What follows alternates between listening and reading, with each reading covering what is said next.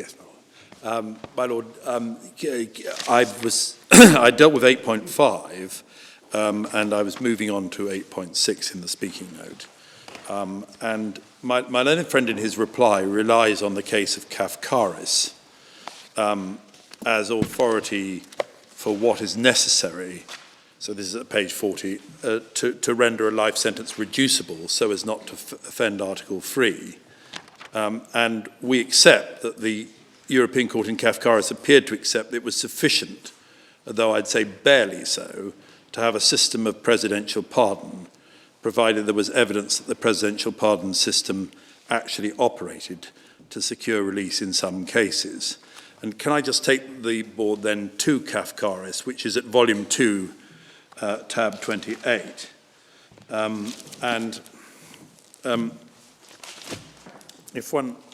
So this was an appalling case of murder involving the killing by bombing of 3 people, including a young child. So obviously not one likely to excite a great deal of sympathy.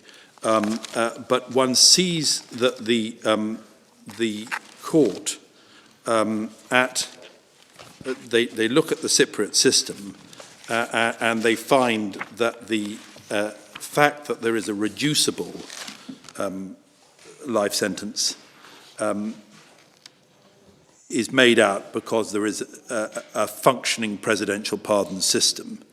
And one sees at page 1787 in the EB, paragraph 91, in the present case, they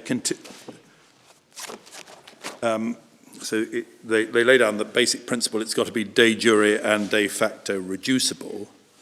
And in the present case, so this 1787, para 91, the applicant had a continuing possibility of early release under 53.4 of the Constitution and section 14.1 of the prison law. There was no reason to think these provisions would never be exercised de facto. In practice, life prisoners had been released. Subject to the 9 life prisoners released in 1993, 2 other life prisoners had been released under 53.4. There was no evidence in the present case indicating that in a change of circumstance in which the applicant displayed significant remorse for his crimes, which he had not done so far, and was no longer considered to represent any significant danger, he could not be released under the above provisions. Notwithstanding the above, the government recognised that there was scope for improvement in the current system vis-à-vis life prisoners. In particular, it noted that at present, first, there was no published procedure or criteria governing the operation of Article 53.4. Secondly, there was no obligation to disclose to a prisoner the opinion of the Attorney General on his application. Thirdly, there was no requirement for the President to give reasons for refusing an application, nor was this the practice. And finally, refusal to order early release was not amenable to judicial review in the courts. Furthermore, although there was no clear consensus among member states with regard to early release for lifers and the criteria to be applied in this respect, there was an increasing emphasis in the practice of some member states, in the statements issued by the Council of Europe institutions and in the Court's jurisprudence on the need for fair, consistent and transparent procedures in the administration of provisions governing early release for those serving life sentences. With all the above in mind, and before the present application had been lodged, the Ministry of Justice and Public Order had initiated a review of the procedures in Cyprus with a view to improving the rights of life prisoners. The government noted that proposals for legislative reform would be put forward. So there was going to be a parole system introduced and a transparent system introduced. And then one has the section 14 of the prison law and the establishment of an independent parole board with responsibility for assessing the risks to the public once the relevant part of the sentence had been served, and with the power to direct a prisoner's release on licence where the evidence indicated an acceptable level of risk. So that's moving towards a system like we have, obviously. Those are the government's submissions. They say that's what we're going to introduce. And then at paragraph 98, yep. The imposition of life imprisonment on an adult offender is not in itself prohibited or incompatible with Article 3 or any other article of the Convention. At the same time, however, the Court has also held the imposition of an irreducible life sentence on an adult may raise an issue under Article 3. In determining whether a life sentence in a given case can be regarded as irreducible, the Court has sought to ascertain whether a life prisoner can be said to have any prospect of release. And then an analysis of the Court's case law on the subject discloses that where national law affords the possibility of review of a life sentence with view to commutation, this will be sufficient to satisfy Article 3. the court has held, for instance, in a number of cases where detention was subject to review for the purpose of parole after the expiry of the minimum term. That's then that it could not be said the life prisoner in question had been deprived of any hope of release. The court has found that this is the case even in the absence of a minimum term of unconditional imprisonment, and even when the possibility of parole for prisoners serving life is limited. It follows a life sentence does not become irreducible by the mere fact that in practice it may be served in full. It is enough for the purpose of Article 3 that a life sentence is de jure and de facto reducible.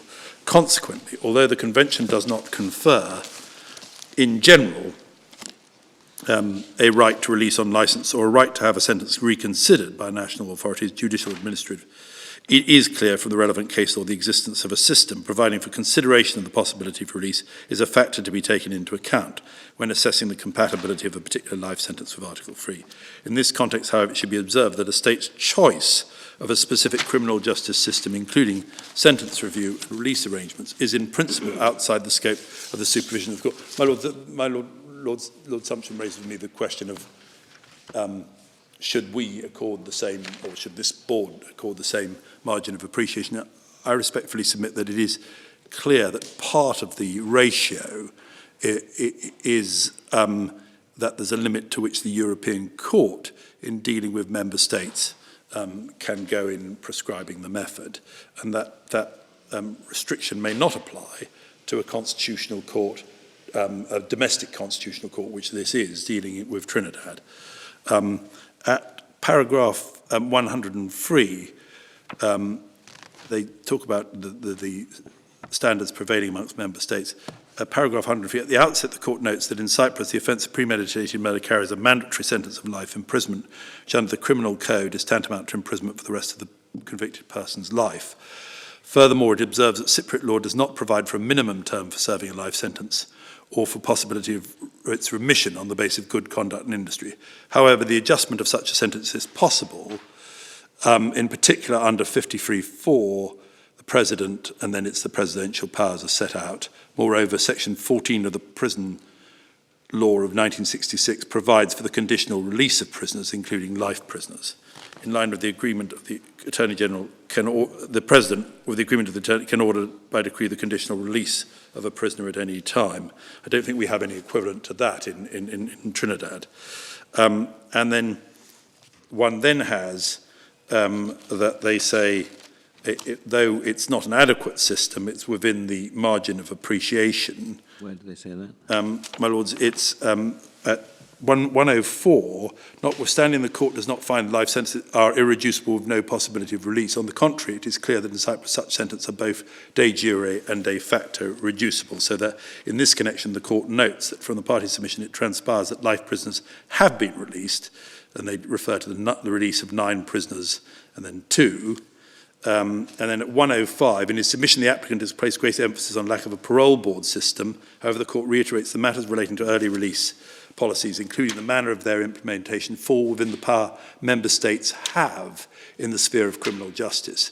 In this connection, the court observes that at the present time there is not yet a clear and commonly accepted standard amongst the member states of the Council of Europe concerning life sentences, and in particular their review and method of adjustment. Moreover, no clear tendency can be ascertained with regard to the system and procedures implemented in respect of early release. In view of the above, the court considers that the applicant cannot claim that he has been deprived of any prospect of release, and that his continued detention as such, even though long, constitutes inhuman or degrading treatment. However, the court is conscious of the shortcomings of the procedure currently in place and notes the recent steps. So that's the noting of the shortcomings, but saying it's within the margin of appreciation.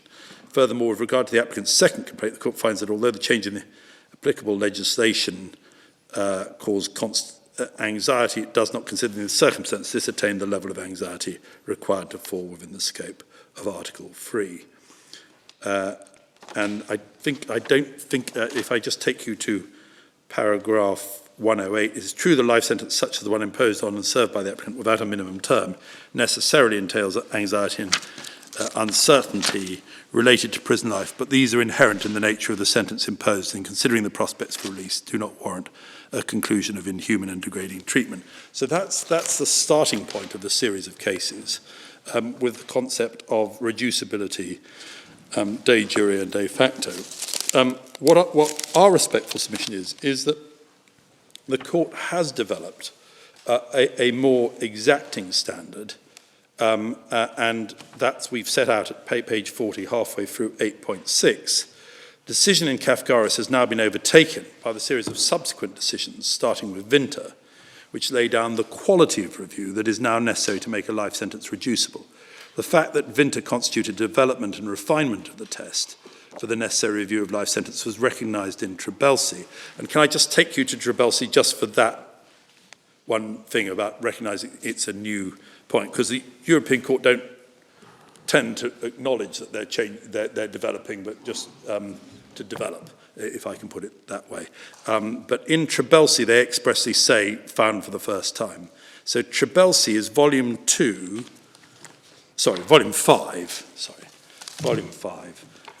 tab 58.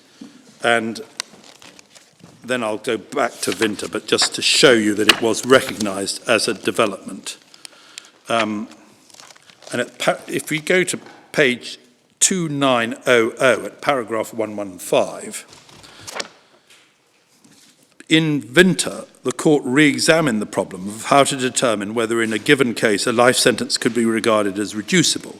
It considered this issue in the light of the prevention and rehabilitation aims of the penalty. With reference to a principle already set out in the Kafkaris judgment, the court pointed out that if a life sentence has to be regarded as reducible, it should be subject to review which allowed the domestic authorities to consider whether any change in the life prisoner was so significant, such progress towards it had been made, as to mean that continued detention could no longer be justified on legitimate penological grounds. Furthermore, the court, and this is the key bit, explained for the first time that, so it's as it were, Winter is a new thing, that a whole life prisoner was entitled to know at the outset of his sentence what he must do to be considered for release and under what conditions, including when a review of his sentence would take place or could be sought. My Lords, this is important in our respectful submission because in Wellington, the House of Lords in an extradition case followed Kafkaris, and if therefore Winter represents something new for the first time, then Wellington may be obsolete, because Wellington was proposing, was setting the task of interpreting European Convention law. Can I therefore take your Lordships against that background to Wellington, which adopts... I thought we were going to Vintner. Well, my Lord, could I just show how Wellington did actually... Yes. You see, Kafkaris leaves it open, and Wellington says, and this is my learned friend's argument in his reply, the inhumanity only arises at the point where you can say, 25 years on or 30 years on, it is inhuman to continue to detain. But that's their argument. And that's contrary to what Winter says. But Wellington, which after all is our House of Lords in an extradition context, followed the Kafkaris approach. If there is an inhumanity, it will arise at the point where you can say I've been detained too long. And so I think it may help to show that Wellington, which again my learned friend relies on, depends on Kafkaris, which is now obsolete. So where is Wellington? So Wellington is volume 4, tab 48.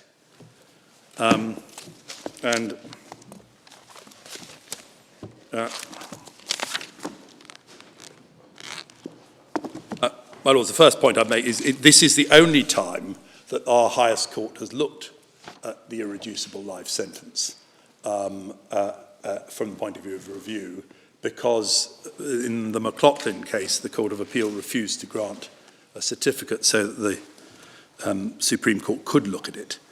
But at page 2560, the headnote, this is an extradition case where the penalty faced is potentially whole life in Missouri, and therefore it says that even if the sentence imposed in Missouri were irreducible and might therefore contravene Article 3 if imposed in the United Kingdom, it would only be a contravention in the context of extradition if the sentence were likely on the facts of the case to be clearly disproportionate.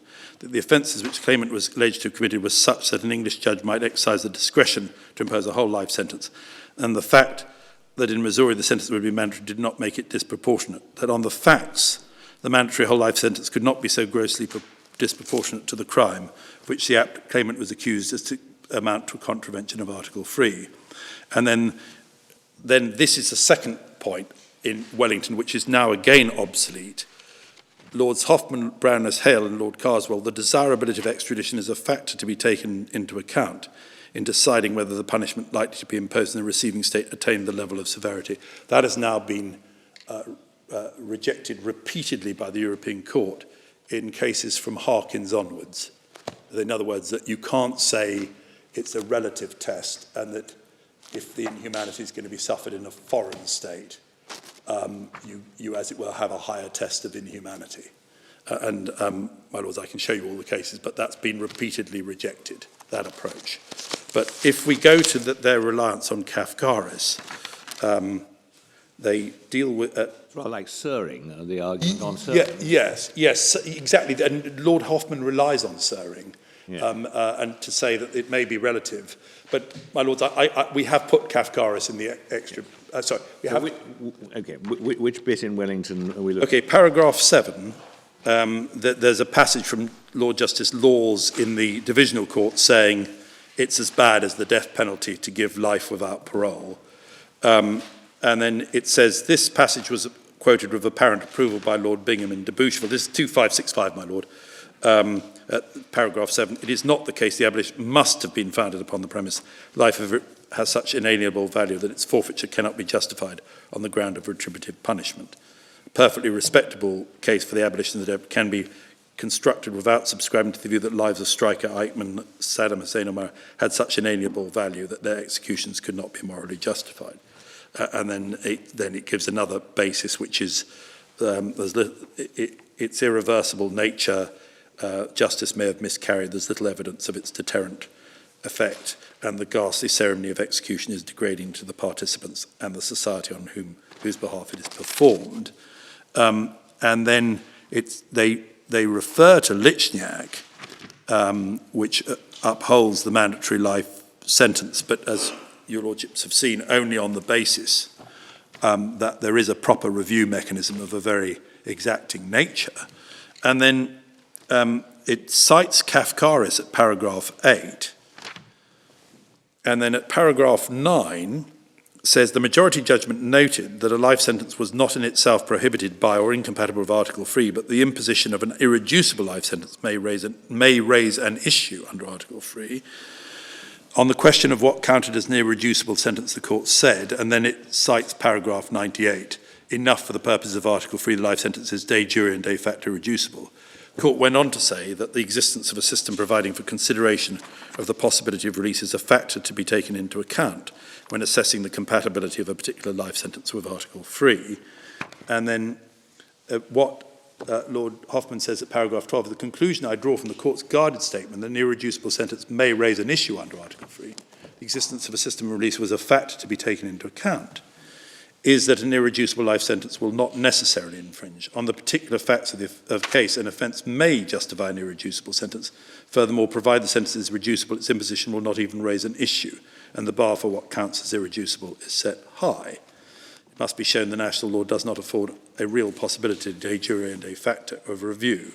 So that's really taking the minimal standards in Kafkaris, which we say have now been developed in Vinter.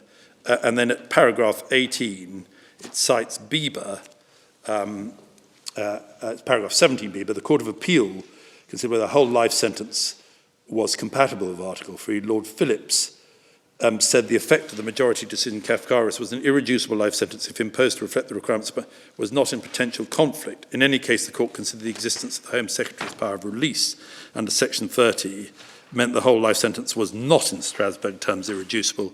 It followed that a complaint under Article 3 could not be made simply because such a sentence had been imposed, but should be made, if at all, when the prisoner contended that for one reason or another his further detention would be inhuman. So that's the sort of wait-and-see approach, that it only becomes inhuman at the time when you say, I've been detained so long. Well, that's on the assumption that there is, from the outset, a power of release under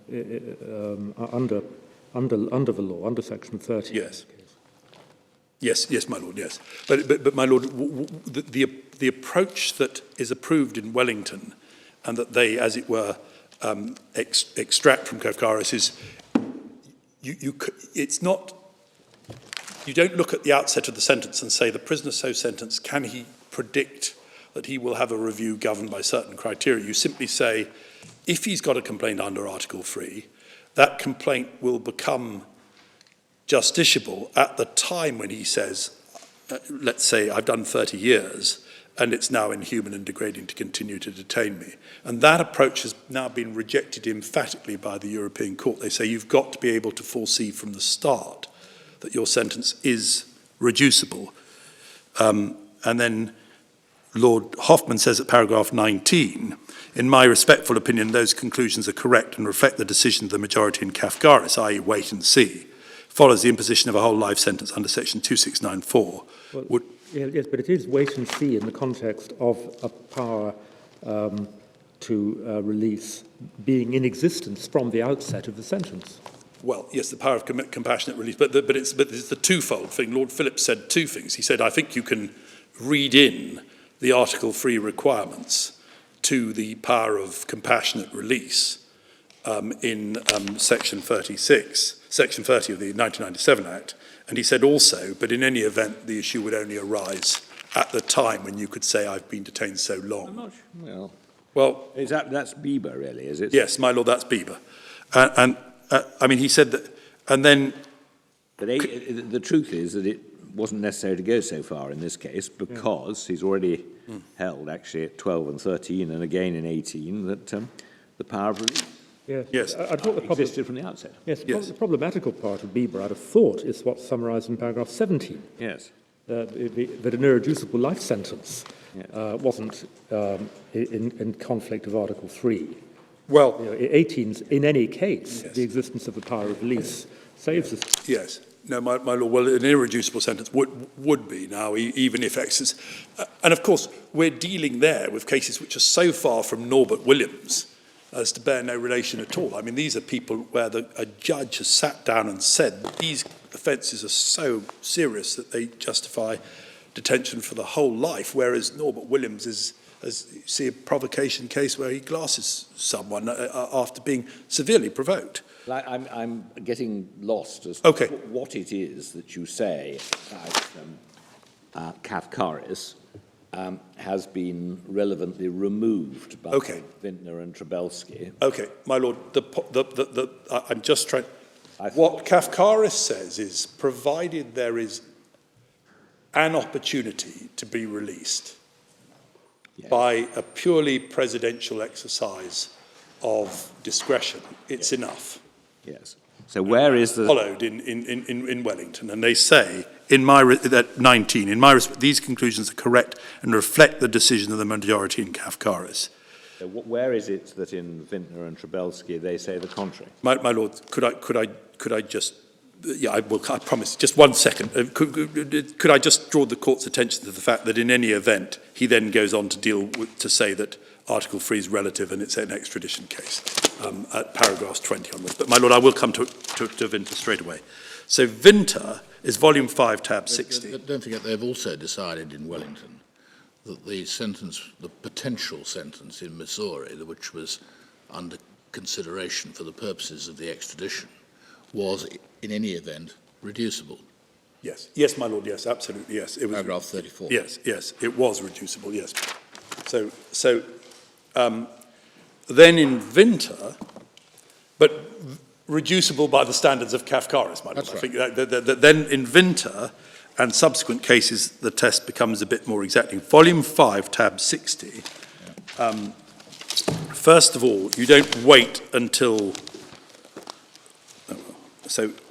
Wellington, this is, so Vintner, this is the English case of a double, somebody who's released and then kills again. So again, is given, perhaps understandably, a whole life sentence in exercise of the judge's discretion.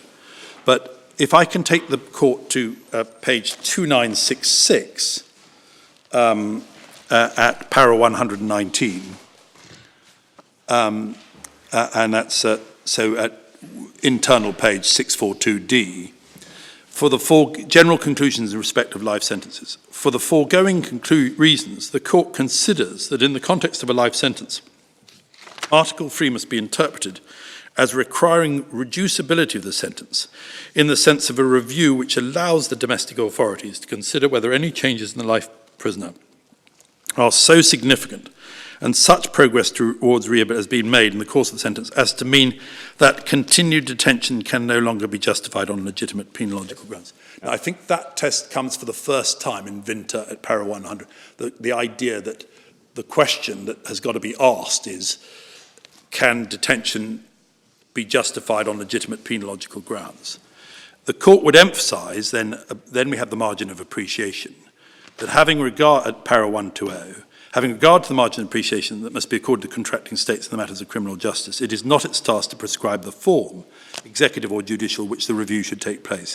For the same reason, it's not for the court to determine when the review should take place. This being said, the court would also observe the comparative and international law materials before it show clear support for the institution of a dedicated mechanism. That's a mechanism to look at the particular case of life sentence prisoners, guaranteeing a review no later than 25 years after the imposition of a life sentence.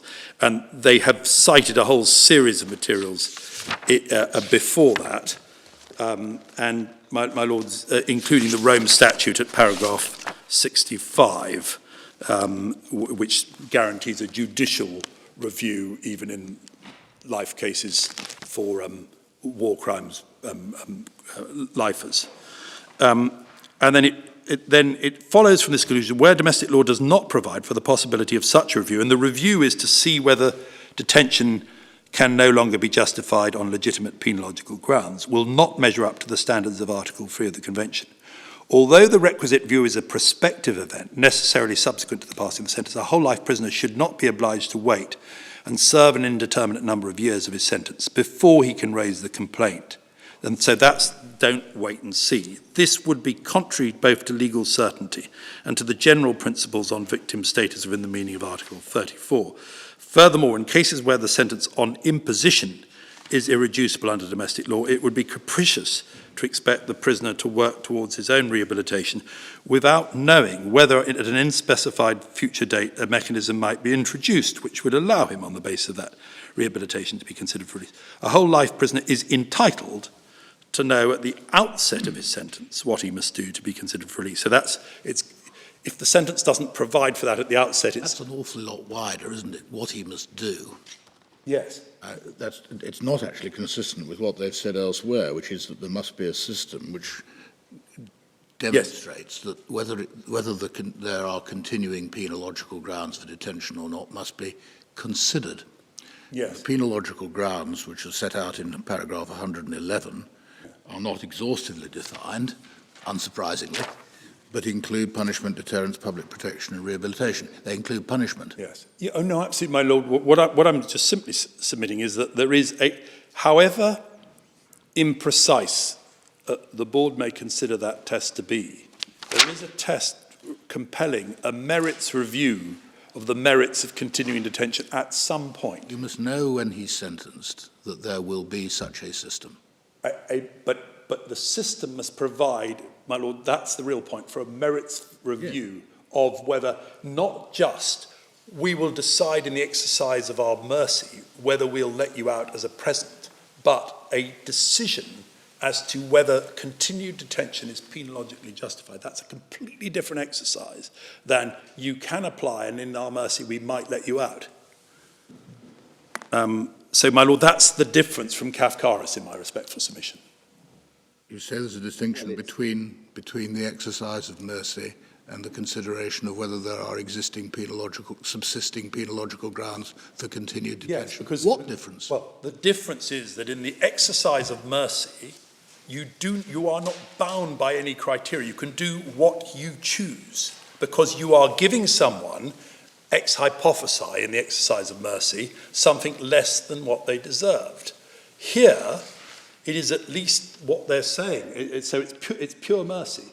Here there's a suggestion, there is a requirement, that the question be asked, after 25 years, can continued detention be justified? Now, my lord, I share your lordship's puzzlement about what that means, but it certainly doesn't mean pure mercy. Well, your argument surely is that the system must be in place at the time of sentence. Its elements must be known to the person sentenced so that he can work towards achievement of the Yes, he's got to know that he can win or earn release at some point. No, it hasn't, you see. Well, my Got to know that there is at least a possibility that someone will think that he has. Well, my lord, that Since punishment is a justified penological grounds, there are cases, sadly, where lifetime irreducible detention is justified by pure punishment. well, my lord, but even in those cases, there must be provision, indeed, the English court in McLaughlin for exceptional progress to justify. But what I'm I mean, it doesn't matter whether there are some cases where he will never meet the criteria. Yeah. Your argument is that the criteria must be my known. lord, I'm grateful, yes, and I'm sorry if I didn't. To my mind, I mean, this is very much clearer, but to my mind, this is filling out what is said in Kafkaris, rather than inconsistent with it. It may not matter. My lord, it's developing it. It's developing. I would say that one couldn't say that it's been static, and indeed, Tribelsi says it's for the first time that they say that it's got to be in place from the outset. Well, that's not, I mean, even that's questionable, because in Kafkaris they said there had to be a published procedure or criteria governing the operation of the relevant section, and they were at pains to emphasise that under the section, the President had taken into account the nature of the offence, the amount of time already served, and any exceptional or compassionate grounds, genuine remorse, whether continued detention of the prisoner was necessary for retribution and deterrence and protecting the public from risk. So all those factors were there, but what's been clear is that they've been made much more systematic. My lord, what then failed the test in the English procedure was that that the Section 30 only provided. So I've shown you paragraph 122, I think, my lords. Yes. Then what they got under the English procedure, there used to be a 25-year review of life sentences, even in cases like Myra Hindley, but that had been abolished, and one sees the reference to that at paragraph 124.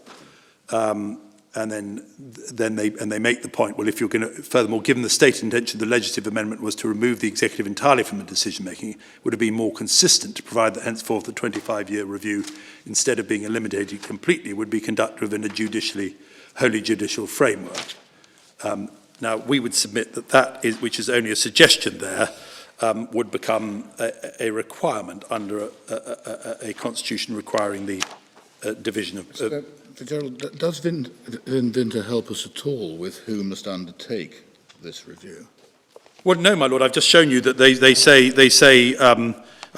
we're not going to say whether, my lord. Am I right in thank you for that. Secondly, am I right in thinking that the real problem in Vinter, at least in the minds of the majority judgment, was the existence of the prisoner's service order, which appeared to limit the use of Section 30, compassionate grounds, to extremely restrictive circumstances? Yes. Well, somewhere, not just somewhere that must be set out. Yes, my lord, it is set out. They refer to, of course, Section 30 says that the Home Secretary may release on compassionate grounds. 126 and 127. Yes, and then however, the court must be concerned with the law as it presently stands on the published policies as well as in judicial dicta.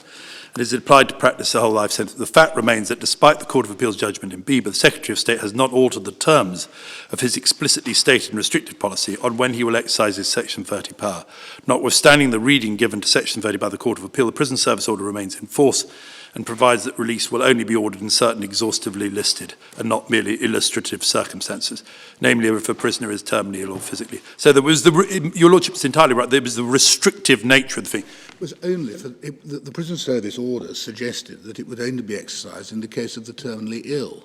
Yes. And moreover, the terminally ill who met additional conditions. Yes, my lord. Now, just as a matter of history, that's what McLaughlin explains, cannot stand. Well, McLaughlin goes further than that because Yes, he section 30, Right, well, there we are. section 30 talks about compassionate release, and compassionate release of itself wouldn't be enough. Quite. But McLaughlin read into compassion the kind of penologically justified review which would be necessary. So that's a classic example of reading in something which isn't there. I mean, compassionate release means compassionate release, and that's what section 30 says. The Court of Appeal in McLaughlin read into those words compassionate release all the requirements of Vinter and subsequent cases and said you have to interpret that as our law because our law has to comply with Article 3. Well, our law does. I mean, if I can ask a provocative question, why do we treat Vinter as part of the law of Trinidad? Well, my lord, firstly, because the Westminster model constitutions, which include obviously Trinidad, are all modelled on the European Convention of Human Rights and enshrine similar principles. Secondly, because... Well, so you say, but I mean, we looked well, at 87 earlier. Lord Bingham said that over and over again in cases such as... Well, they contain comparable expressions of fundamental rights, but they certainly don't contain anything equivalent to Section 6 of the Human Rights Act, do they? No, well, I accept that, my lord, but I would say they're more exacting than the European Court in the requirement of... Well, my lord... You know what I mean? I mean, I accept that. We're sort of assuming that the twists and turns of the Strasbourg jurisprudence are reflected in the law. Well, no, my lord, I'm not assuming that. That's why I started with Pyre and Lichniak, which is not a European Court case, but is a case which was followed in de Boucherville by the Privy Council in the Mauritius case, saying you've got to have a system.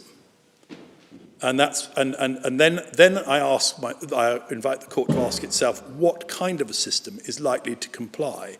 But my lord, I accept entirely that the European Court can only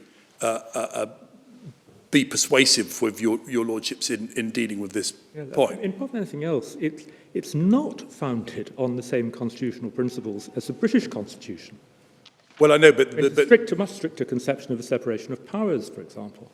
Well, my lord, that is mirrored. I mean, I can take your lordship that the European Convention was incorporated into Trinidad law for a period, and in Matthews, Lord Bingham indicates that the principles of European Convention law are a good guide to the interpretation of the requirements. Well, it may perhaps be more reliable or less reliable, depending on the particular context you're looking at. My lord, I accept that, but could I at least try to establish a criterion, and then your lordships can decide whether that criterion is of assistance in this context. I mean, as your lordship knows, I started with Pyre and Lichniak because that's Lord Bingham, and he says the same in de Boucherville, saying if you simply had a sentence of life imprisonment which requires detention for the whole of life to be limited in the exercise of a merciful discretion when and if the Home Secretary wishes, that would violate Article 3. That proposition, in our respectful submission, is one that can be transferred globally. I mean, Makoni says it in the Zimbabwe Supreme Court. It was said by the Privy Council in de Boucherville.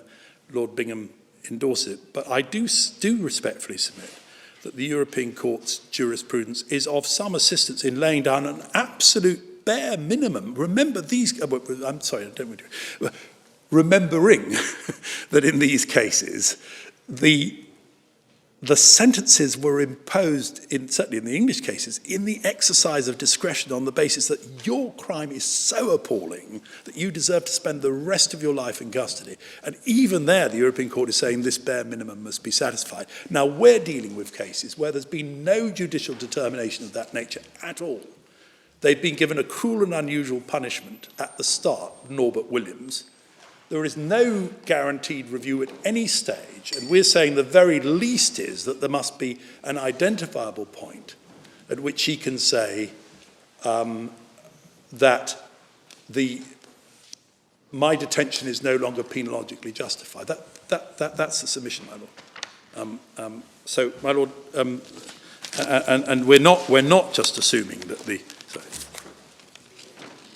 Yes, Pratt and Morgan, of course, relied on stirring. I mean, we can give your Lordship a list of the cases where the Privy Council have said that it is helpful, because this family of constitutions are modelled for the most part on the requirements of the European Convention. Well, I think that the Westminster draftsmen who settled down in Lancaster House with some representatives from the Caribbean were doing so not long after the European Convention on Human Rights had it in mind. I should say there's one problem about the Trinidad Constitution, which is more modelled on the Canadian Charter of Rights. But I mean, but they have said that the basic norms are similar. How did that come about, that it was modelled more? Because by amendment, did they change? Well, it was just the approach of the drafters that they thought the Canadian model was more helpful. But, the parliamentary... There was a constitutional... It was drafted over here. Drafted over here, or... No, it was a constitutional conference over here, which representatives of the Trinidad came, and I think Hugh Fraser was the Under-Secretary of State at the time, and they sat together and with the input of, I think, distinguished jurists from Trinidad and draftsmen here, they decided to select the model of the Canadian. Probably the distinguished jurisprudence from Trinidad were influential. Some of them may well have drawn on Yes. but my Lord, that's a historical deed, because it's been accepted that the prohibition on cruel and unusual it is equivalent to the prohibition on inhuman and degrading, and the equivalence has been upheld repeatedly. What they're unlikely to have anticipated when they drafted the Constitution is some of the more advanced consequences of the living tree doctrine, Yes. and the role of the Strasbourg Court as a dynamic source of law. These, after all, countries with their own constitutions, and in many respects their own principles as to how the Constitution should be operated, and the implications of a dynamic source of law in Europe are perhaps rather more striking in their case than they would be in the case of this country. Yeah. Well, It's been obviously they're developing the law in the light of developments in generally held values in Europe. And if we have too facile an assumption that that can be transposed to Trinidad, we're simply indulging in a form of colonialism. my Lord, I accept that would be the case were it not for the fact that the Caribbean courts themselves have looked to the European jurisprudence for guidance. Again, I can cite all the, repeatedly. For example, in the Eastern Caribbean, it wasn't the Privy Council that decided that the mandatory death penalty was unconstitutional. It was the Eastern Caribbean Court of Appeal, which refused to follow earlier Privy Council jurisprudence and then was upheld. So actually, very often it is the Caribbean courts which are leading the way. Of course, it's part of it's a persuasive source of jurisprudence, but ultimately the question that you have to answer in the Caribbean is not the same as the one that we have to answer here. It is this a source of law which is, in this particular area, appropriate for our constitutional arrangements? That's not a question that can be asked by a country bound by the Human Rights Act. No, I appreciate. Well, my Lord, I have sought to indicate why I think this persuasive line of reasoning should be adopted, and that's because it follows from Power and Niche Act that you have to have some system. And this is an irreducible minimum identified by the European Court in cases which are far more, in which there's been far more judicial input at the start as to the whole life term being fully merited. Therefore, I say that this irreducible minimum, it can easily be said as the floor but not the ceiling for the...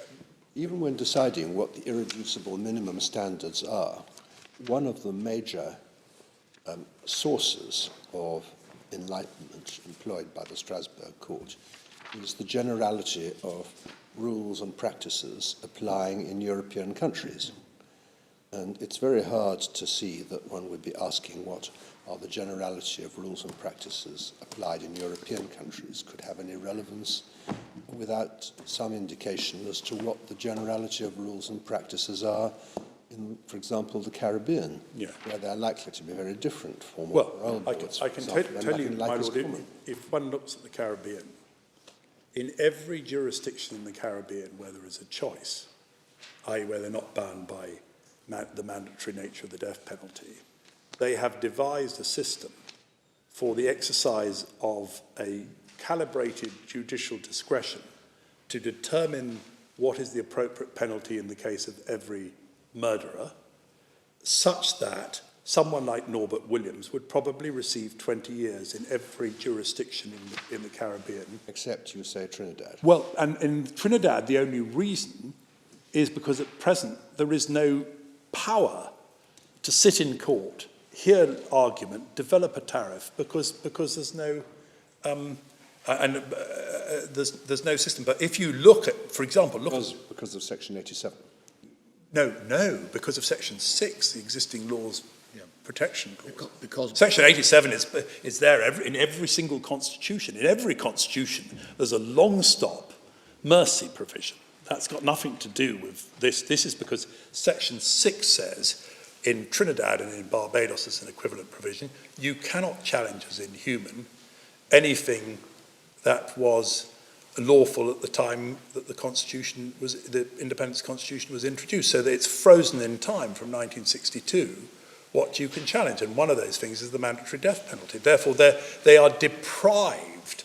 So we can get to a situation which is remotely discretionary as a result of the 5-year lapse. Yes, exactly, my lord. That's precisely. But if you then say, if your lordships want evidence of what the Caribbean approach is when there is discretion, or when there is a power to fix the appropriate penalty for individual murderers such as Norbert Williams, look at Belize, the Adolph Harris case I've seen, look at the Eastern Caribbean where they're giving sentences of 20 years for that in the exercise of their discretion. And look at Bahamas now that there's a discretion there.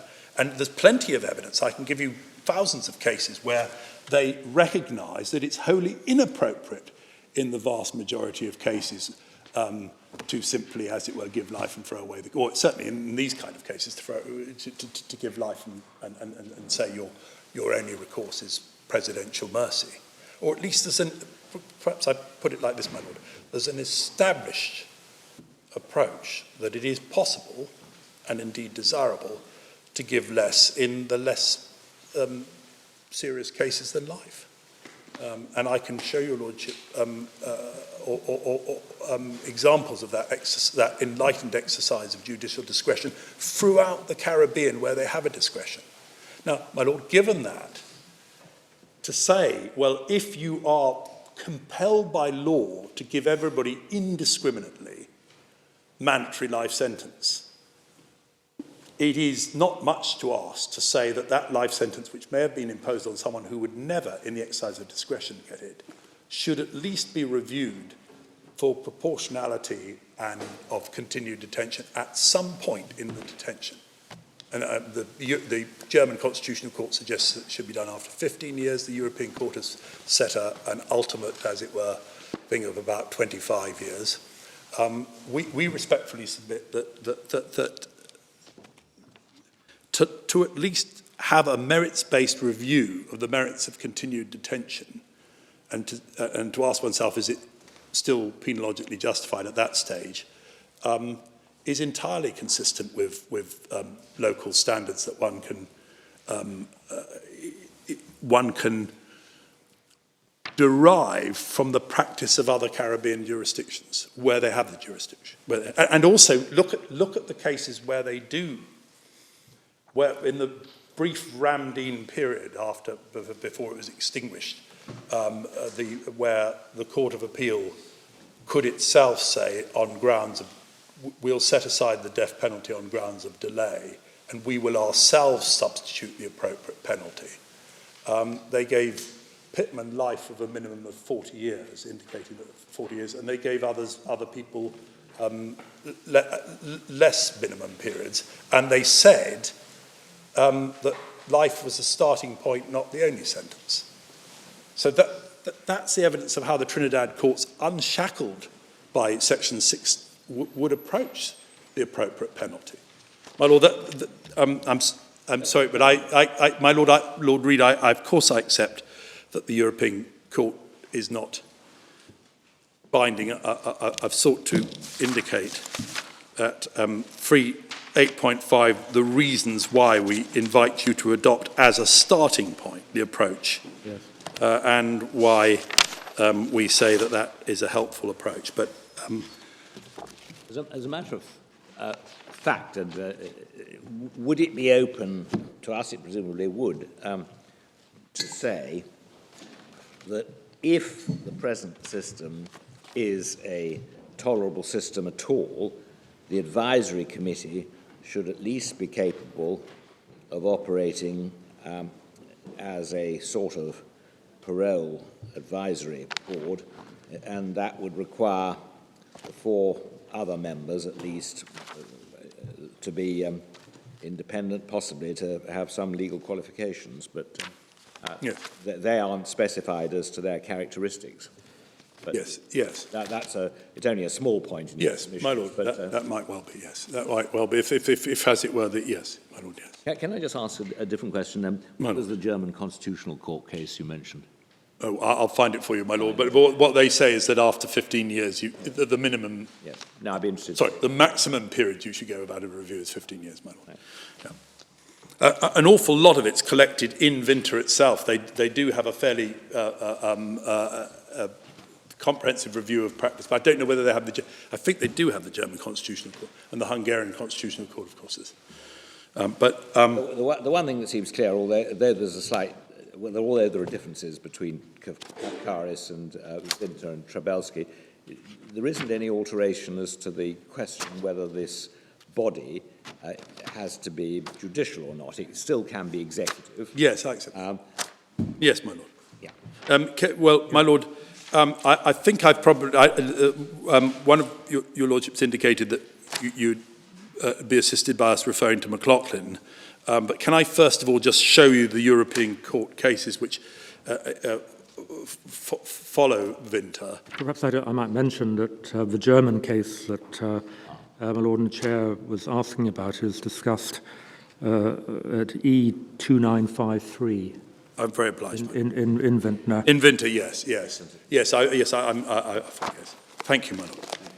My Lords, if I can go on to page 42, to the case of Magyar, and again, accepting all the limits, Magyar and Hungary, it's at volume 2, tab 30, and I'll try to move swiftly through those three cases.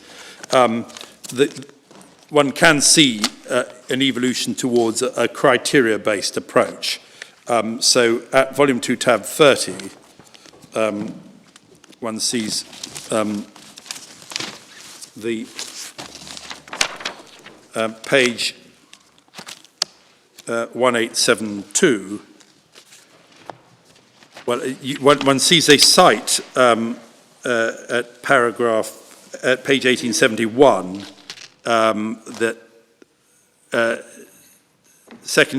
paragraph 50, second, in determining whether a life sentence in a given case can be regarded as irreducible, the court has sought, for the reasons outlined in Winter, to ascertain whether a life prisoner can be said to have any prospect of release, where national law affords the possibility of review to its commutation. This will be sufficient to satisfy Article 3. Article 3 must be interpreted as requiring the reducibility of the sentence in the sense of a review which allows the domestic authorities to consider whether any changes in the life prison are so significant and such progress towards rehabilitation has been made as to mean that the continued detention can no longer be justified on legitimate penological grounds. So that one sees that test. Have they, by reason of their progress, produced a situation where their detention can no longer be legitimately justified? And I accept my Lord Hughes's point that into that exercise would always come the gravity of the original offence, and the less grave the original offence, the more one could, as it were, gain the right to say it's no longer penologically justified by making exceptional progress. At 53, although the requisite review is a prospective event necessarily subsequent to a whole life should not be obliged to wait, he should. This would be contrary to legal certainty, and then it would be, and then that's a citation really of what was said in Vinter. And then a whole life prisoner over the page at 1872 is entitled to know at the outset what he must do to be considered for release. But if one then looks at how they apply that to what's defective in the Hungarian system, they, at paragraph 57, domestic legislation does not oblige the authorities or the President of the Republic to assess, whenever a prisoner requests pardon, whether his or her continued imprisonment is justified on legitimate penological grounds. So that's the kind of irreducible, that you've got to have a requirement that you assess whether continued detention is justified on legitimate penological grounds. Although the authorities have a general duty to collect information about any closed pardon request, law does not provide for any specific guidance as to what kind of criteria or conditions are to be taken into account in gathering and organising. Neither the Minister of Justice nor the President is bound to give reasons for the decisions concerning such requests. We'd say that much of that applies verbatim to the Trinidad system. Therefore, the Court is not persuaded the institution of presidential clemency, taken alone, without being complemented by the eligibility for release on parole, and its regulations presently stands, would allow any prisoner to know what he or she must do to be considered for release. And then this is important. In the Court's view, the regulation does not guarantee. So they're finding that lack of a guarantee. My Lord Hughes pointed out that they were just saying it's got to be possible, but they're saying guarantee a proper consideration of the changes and the progress towards made by the prisoner, however significant they may be. I.e., they've moved to saying, and we respectfully submit that it obviously requires, you must be entitled to say, I've progressed sufficiently that given the gravity of my original offence, which may be far less in some of these mandatory cases, I'm entitled to release. And my Lord, that's Magyar. I've given you the references to H&T and Bulgaria, again, a presidential system which was found lacking. Trebelsi, I've taken your Lordships to at volume 5, tab 58. And could I just take you to paragraph 1, so back to Trebelsi. Could you just stay with 58 in Sorry, my Lord. No, it's I just wanted to think something through, Mr. Yes, my Lord. Fitzgerald. I can see that there's a case for setting out the subsisting penological grounds point. Yes. But in what sort of situation can one contemplate if there is a regular review, or indeed an irregular review? Detention being continued, unless there is thought to be some penological grounds for it. Well, my Lord, I accept that. My Lord, can I say personally I have the same difficulties your Lordship has, but nonetheless, it's been repeatedly, and what it appears to require, as indeed Lord Bingham really was indicating in Para, is at some point the question must be asked, what is the justification for continued detention given, if there has been progress, given the person's progress, and if he's not dangerous, his lack of dangerousness? Now, as your Lordship observes, in a case of the utmost gravity, such as Vinter, it might be said, well, the justification is the original offence.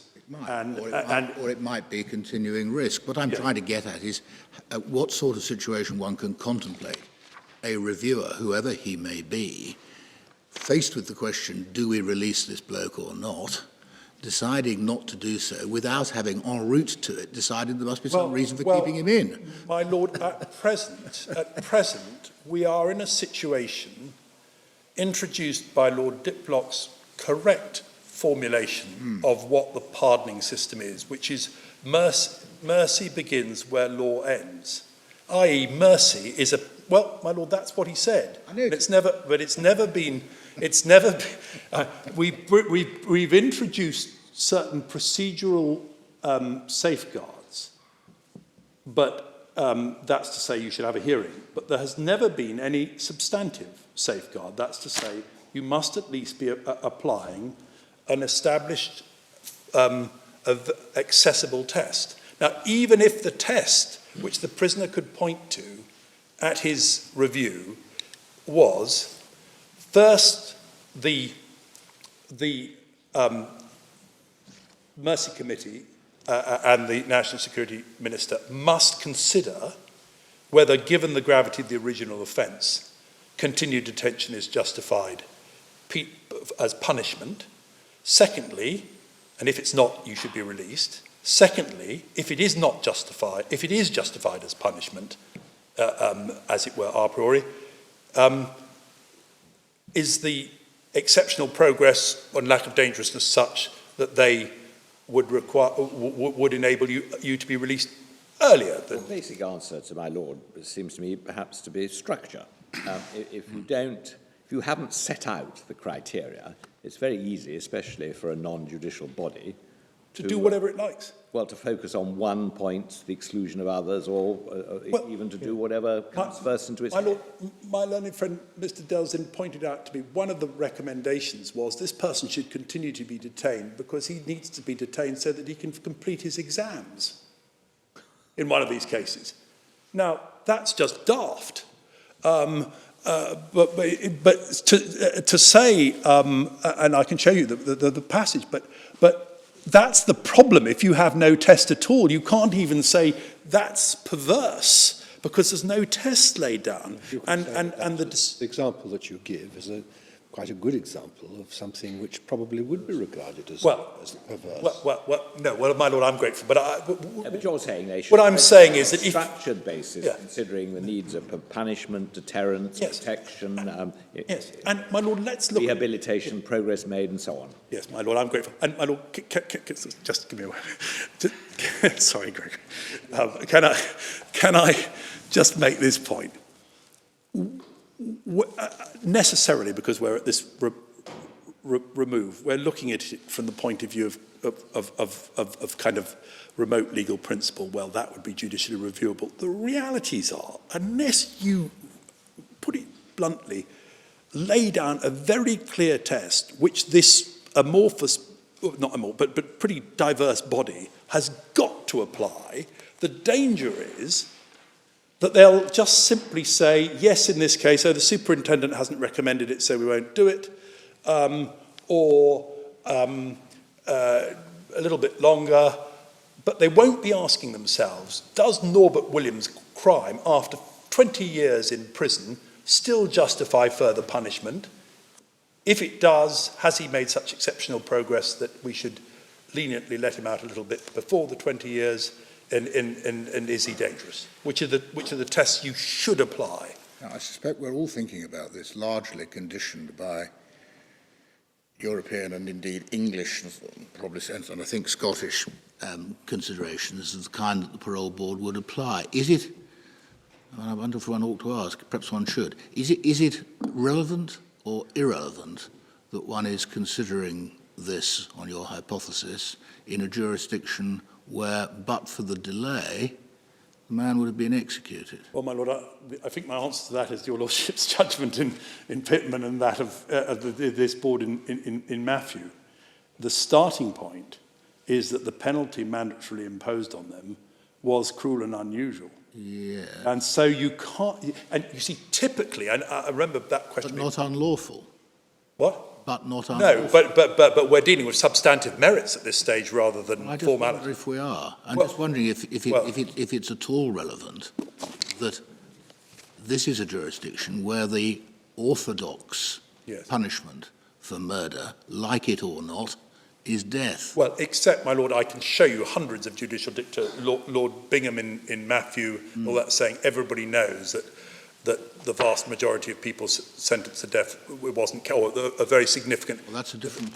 Well, no, but No, that it may not be. Yes. No, it's not, because if you're looking at it in substance, Yeah. you start from the proposition that the practice, which is relevant here, was not to execute everybody convicted of murder. And my Lord, I'm sure my learned friend will find it, but it's in Matthew. Lord Bingham says we all know that the vast, and that's Trinidad, and that's on the basis of figures. And you can see they were giving them about 15 or 20 years in 1940 if they were where the majority of them were. We've got the document where the Undersecretary for the Colonies sends a message saying you should determine after about 4 years how long they should do, and envisaging periods of up to 20 years maximum.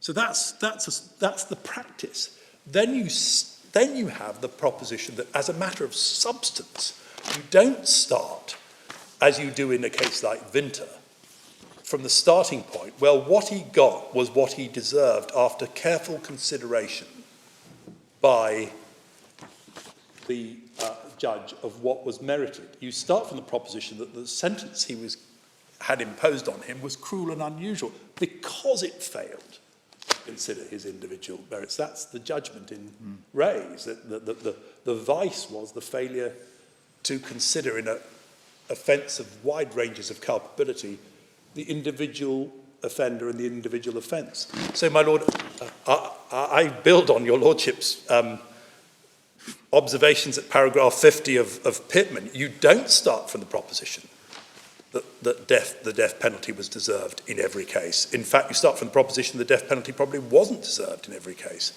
and that it was fixed by a necessary mandatory sentence which prevented. So, unless you have a system whereby the question of the actual quantum of punishment that this person deserves is looked at some stage, and looked at, governed by some criteria, and then if that's satisfied, yes, it is bad enough. Then you go to the thing. Well, even despite that, he's made fantastic progress. He's not dangerous. Should we give him a bit less than 20 years?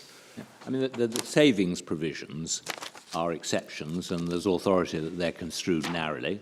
Their force is expired once the mandatory death penalty becomes impossible of execution. Well, my Lord, I respectfully submit that. But yes, I'm grateful, my Lord. But I mean, so, my Lord, what you really need is, if you needed it in a case like Winter, some kind of review of the, you need it sort of 1,000 times more in a case like this, where the penalty. And so, to my Lord Reed's point, I agree we should look at the reality on the ground and the facts on the ground, but they militate towards a more stringent approach to the review in the Caribbean, where you've got two things. You've got the total mandatory nature of the penalty at the start, which is cruel and unusual. You've got the practice elsewhere in the Caribbean of imposing lesser sentence than life, at least where, in many cases, where it's merited, and certainly where there's been delay in addition. And again, we could give you a whole table of those cases from elsewhere in the Caribbean, from Belize, from St. Lucia's, from Bahamas, etc.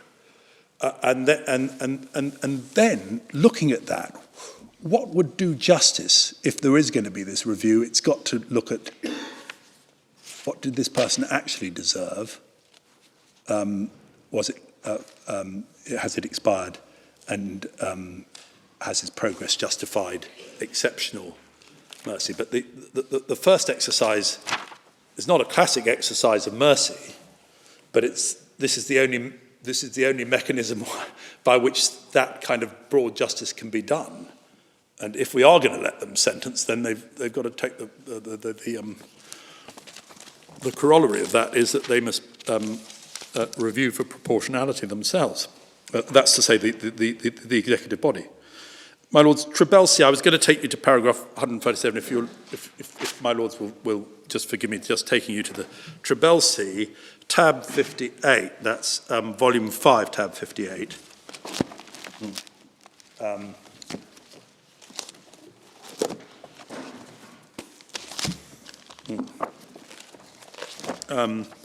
And there you have the Tribelsi case. Now, I've taken you to 115, but if I can take you to paragraph 137, and they're saying going to America where you'd only have the presidential pardon would violate Article 3. And they've cited what the procedures are in America and the limits of it above. But can I just invite the court to look at what they say, 137, page 2904. No lengthy disquisitions are required to answer this question. The court needs simply note that while the said provisions point to the existence of a prospect of release within the meaning of Cathgaris, even if doubts might be expressed as to the reality of such a prospect in practice, none of the procedures provided for amounts to a review mechanism requiring the national authorities to ascertain on the basis of objective pre-established criteria of which the prisoner had precise cognizance at the time of the imposition of the life sentence, whether while serving his sentence the prisoner has changed and progressed to such an extent that continued detention can no longer be justified on legitimate penological grounds. So that's perhaps a slightly more sophisticated formulation of what was put.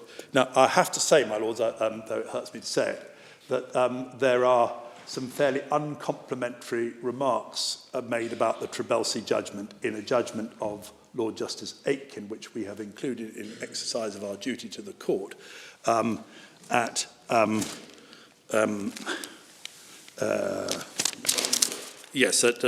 volume 9, tab 16. 9, tab what? Volume 9, tab 16. I mean, I drew it to my learned friend's attention, but I don't propose to, unless you want me to. I mean, basically, tab number again, Mr. Fitzgerald. Volume 9, tab 16. Basically, he says that they've gone too far and that they're wrong to say that Vinter adds additional criteria. It's just the same. Again, that, regrettably, that interesting and important... Paragraph? Oh, gosh. Okay, my lord. Pass him. Tab 16. With the conclusion. That it has gone back to the European Court, that case, but the issue there... But yes, it's page 1, paragraph 109 and to 109, and they cite 137 at 118, and then at the bottom of page 532 they say we find this passage difficult to square with what the Grand Chamber had to say carefully in Vinter. But they are talking in the extradition context. They're saying you can't impose standards on America when you're being extradited to America. And so it's very much like the approach in, well, it has some similarities with the approach of Lord Hoffman in Wellington. We probably dealt sufficiently with these particular authorities, and I'm mindful of the time. Yes, my lord. But you're going to get at some point to where this leads you. Yes. To what should be done about the life sentences or the 75-year-old. Yes, of course, my lord. Well, can I, then you've got Murray in the Netherlands, then I needn't recite it. You've got it at Roman 4. I've given you the paragraph, and I just make the point. It again emphasises the need for pre-established criteria known to the prisoner from the outset of his sentence, and for the ability to test whether continued detention is no longer we've got that point. So, yes, so McLaughlin, can I just summarise my submissions? It's volume 9, tab 19. Can I just tell the court what I respectfully submit?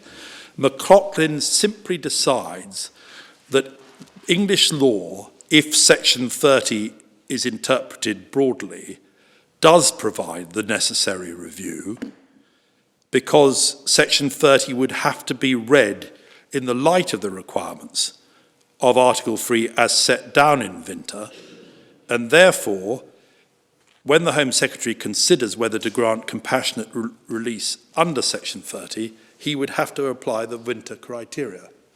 That's basically the approach. So they don't say the Vinter criteria are wrong. They just say they're capable of being satisfied by reading in to the existing statute.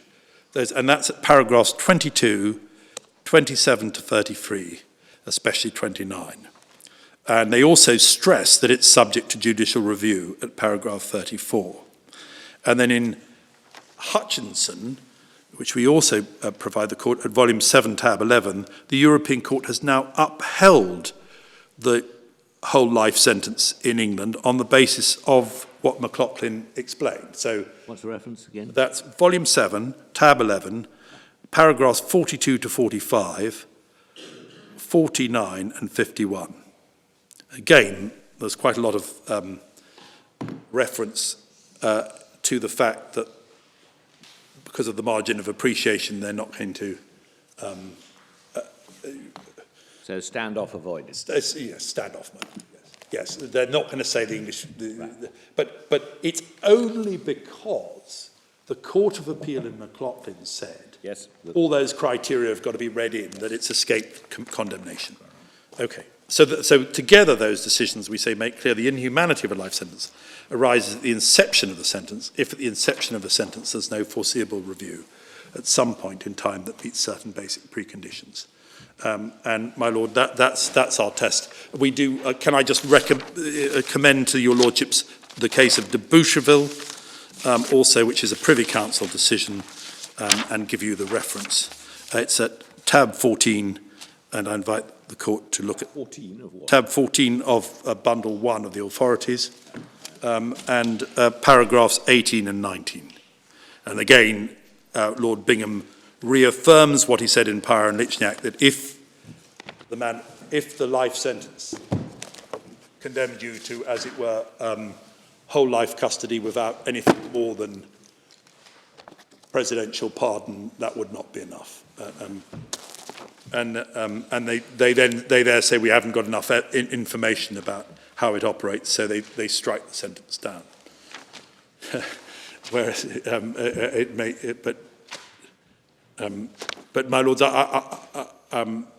so I do say Pyre and Lichniak and de Boucherville indicate that the requirement that there be some system is a requirement really fairly universal. Even it's there in Makoni in the Zimbabwe Supreme Court. It's there in Choib in the Namibian courts. But then we do invite the court to find as a bare minimum assistance from the European courts case law, determined in circumstances where the offences have for the most part been the subject of a considered judicial determination that life is merited before at the outset. So far less deserving of judicial review, of review than the cases in Trinidad. Then, if we turn to the existing procedure in Trinidad at 8.11, we make these points. And the existing procedure is set out in the affidavit of Edwin Grell at the record volume 2, paragraphs 8 to 9.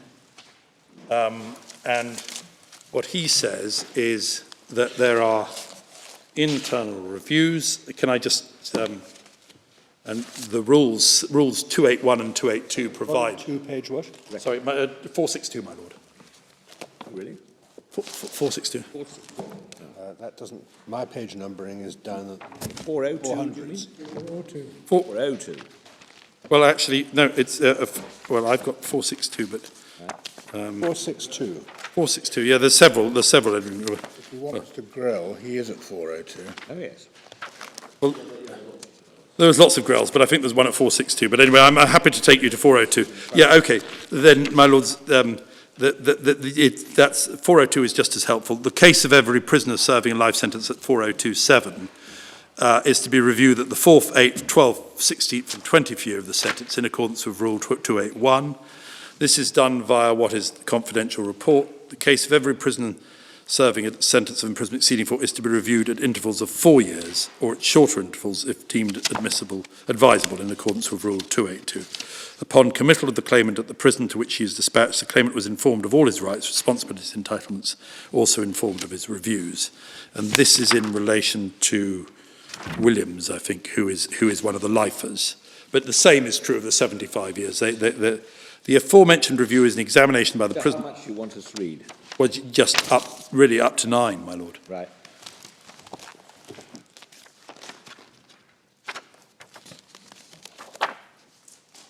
Yes.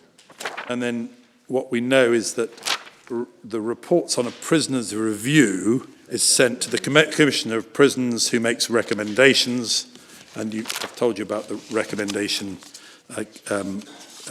The basic point is point 4 in your paragraph. Yes, absolutely, my Lord. No Yes. accessible or established criteria My Lord, about yes. the test. Yes, yes, and they can and do, yes. That's the basic Yes, point. my Lord, that's absolutely it. And then the respondents rely on the prison rules. We say the rules don't answer that question because they don't lay down a criterion. In any event, they don't govern the decision-maker's approach.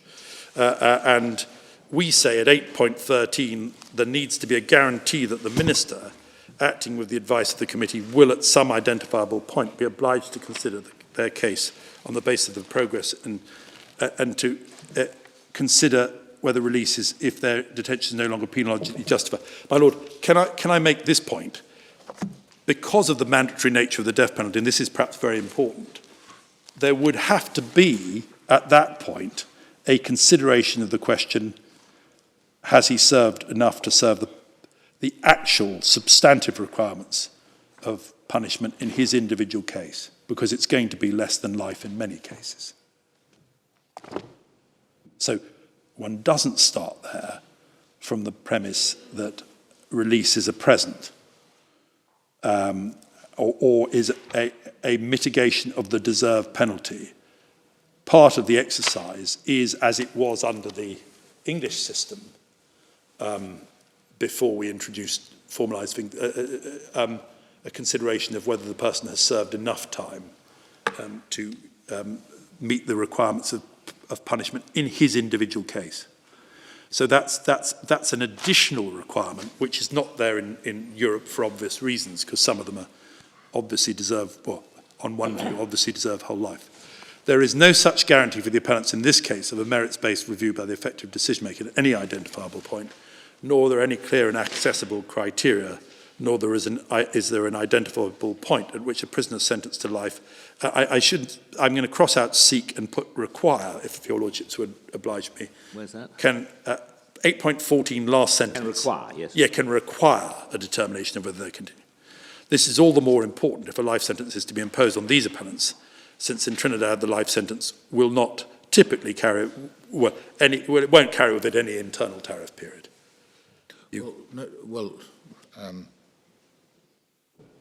It might actually, mightn't it, because of Section 69A of the Interpretation Act? Well, my Lord, not in these cases. No, not in these cases. Yes, because you can't declare. No, I understand. In these cases, because the set penalty is not fixed by the court. Penalty they're serving is not fixed by law.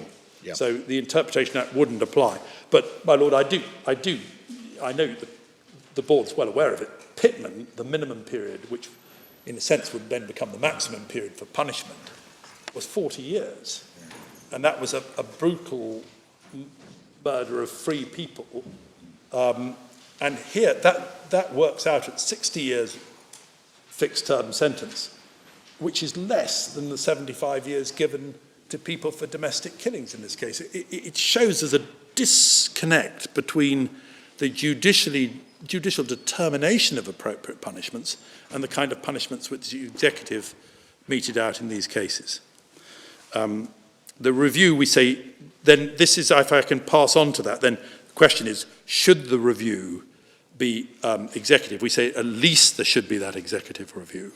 But we would go respectfully further and say that the European Court has so far declined to rule conclusive the necessary review can only be by a judicial body. Thus, in Vinter, the Court declined to specify the exact form of the review. That's why I think we've got this point. Yes. Yeah. Well, here, no question of a margin of appreciation, and yes. we rely on Lichniak, Yes. and we've set it out if the House had concluded that on position. Right. My Lord, you've got that. It was only because of the life sentence. The position in Trinidad is that prisoners served at 8.19 detained for the rest of his life unless and until the President grants release. That's exactly the situation which in Pyra was said to be a violation of Article 3. Moreover, no criteria, and so for the reasons he identified, we say that it shouldn't be imposed. Turning to 75-year sentences, my Lords, what's the time? It is further submitted that sentences of 75 years violate Article 5 to be under the present review procedures, those sentenced to 75 can earn remission of 1/3 of their sentence, but no more. That's Rule 285 in tab 3. I mean, you can get remission of up to 1/3, but no more. That was recognised by the Court of Appeal at paragraph 79, EB page 770. Beyond that, they can simply petition for the merciful commutation of their sentence. But there are no criteria that govern the decision as to whether to grant such a commutation, which remains under the Trinidadian practice at present truly a matter of mercy. The European Court has pointed to the existence of an emerging international consensus that prisoners should have a merits-based review after 25 years. The relevant materials are summarised in the judgment. My Lord Reid has pointed out it includes the German constitutional case, and also I pointed out the Rome Statute at paragraph 65. At the very least, there should be some guarantee of a substantive merits-based review, justification for continued after 20. My Lord, that's the, as it were, the ultimate. We would respectfully submit that because some of these cases will be cases where there's been no determination of what they actually deserve, and it may be a case like Khan, etc., Norbert Williams, the review should take place earlier, we would say at 15 years. But there is no such guaranteed review. In the case of those serving sentences of 75 years, they can petition for mercy, but there are no established and accessible criteria that govern the consideration or grant of mercy, either at the 25-year point or at any time thereafter, until they can win release after 50 years in custody. The position is the Rome Statute is an international statute of the International Criminal Court, so there could be no accusation of cultural relativism there, and it says that even in the case of the worst kind of mass murderer dealt with by the ICC and sentenced to life imprisonment, they should have a judicial review of the merits of continued detention after 25 years. That applies throughout the world. What date's that? The Rome Statute, well, it's when the ICC was set up, my Lord. 2000 my Lord, it's at paragraph 65 of the Vinter decision, so at tab 60.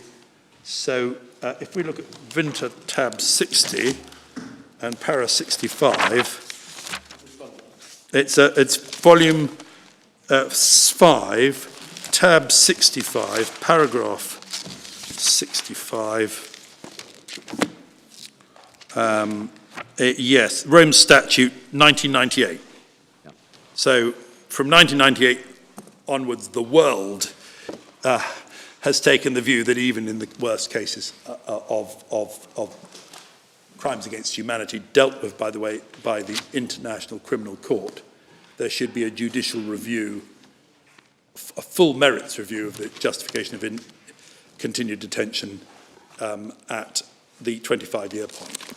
So, my Lord, I hope that slightly answers the point that we're trying to impose the European, culturally relative European standards on the Caribbean. I firstly respectfully submit that that's not appropriate, given that we have some very convincing evidence of how judges approach these cases when they have discretion throughout the Caribbean, but also this is an international covenant agreed by countries throughout the world. It doesn't totally answer the question that arises from the fact that you're relying on European Court of Human Rights Authority, which really dates from about 2 or 3 years ago, very heavily, Vintner, Trebelski, 2014, 2015, I think, and also the Magyar case, 2014, I think.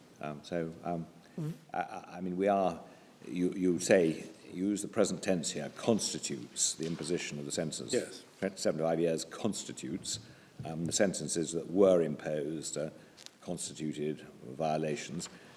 Okay, it's putting a very heavy retrospective spin on what was done in the 1990s, even before the Rome Statute, 5 years before, 1 year before in one case, but the Rome Statute isn't directly applicable.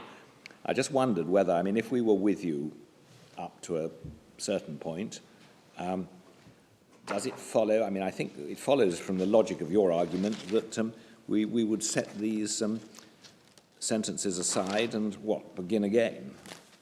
Well, my lord, Completely. I mean, I wonder whether one could say that they weren't irregular by the standards of the time, but certainly for the future, the detention would be irregular if a proper review didn't take place. yes, well, my lord, yes. I mean, I suppose I had envisaged that this was a situation where, given that the Court of Appeal was saying it's okay even now to give, because the Court of Appeal were contemplating it would be done again.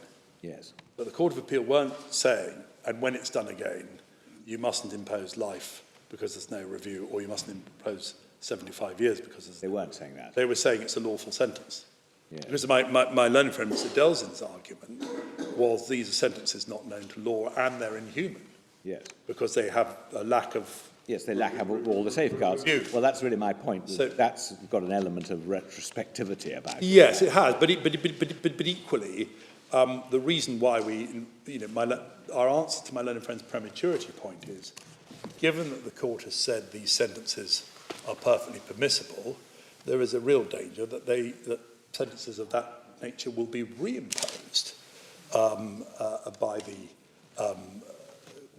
whatever body is authorised to reimpose it, whether it be the court. And my lord, that's unless the court says that sentences of this length in the current state should not be imposed. And my lord, can I just, there's one final point, of course. Well, on an automatic basis, I mean, I think Yes. you're advising us to say they certainly shouldn't be imposed automatically, and you're suggesting that they were more or less automatic. Well, my lord, I say same and so it's the irresistible inference. Irresistible inference. If you look, and it's not as if, we can't be naive, not as if either the National Security Minister or the Chief Justice, when he endorsed it, were unaware of the fact that this covered a vast... I mean, some of them, one guy had been in death row for 13 years, one for just over 5. All the sentencing decisions say the length of time on death row is a relevant mitigating factor. Two of ours were 10 and a half, but there's another one, Jura Singh, who's in the list, who was there for 13 years. So even in the worst cases, there was the mitigating factor of very long length of time on death row. And in the other cases, I know I've gone on about it a lot, but I do respectfully submit that Yes. there's real merits in the claim that this was a wholly disproportionate penalty in some of these cases. Well, assuming we understood that submission, I think your other submissions lead to the conclusion that there's a very broad constitutional power. Yes. And we could, I mean, the Court of Appeal has taken one step, but we could take a more radical step by saying that this detention is effectively conditional upon proper provision for review, and there doesn't appear to be proper provision for regular review announced in advance, with the criteria announced in advance, and sufficiently independent body undertaking it. And if that were to continue, the detention would become unlawful. Yes. And of course, in your wide power of remedy, you can actually declare what should be the appropriate. Yes. I mean, and indeed, that's what happened in the Zimbabwe Supreme Court in Makoni.